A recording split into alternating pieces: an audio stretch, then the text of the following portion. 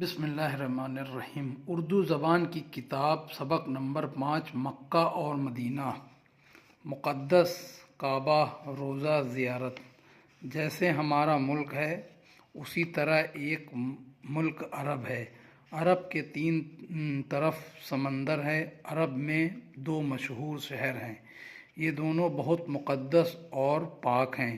ایک کا نام مکہ ہے اور دوسرے کا نام مدینہ ہے۔ مکہ میں خدا کا گھر ہے، اسی کا نام کعبہ ہے۔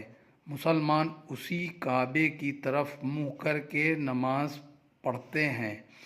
ہمارے نبی حضرت محمد مصطفیٰ صلی اللہ علیہ وسلم اسی شہر مکہ میں پیدا ہوئے۔ آپ کا روضہ مدینے میں ہے۔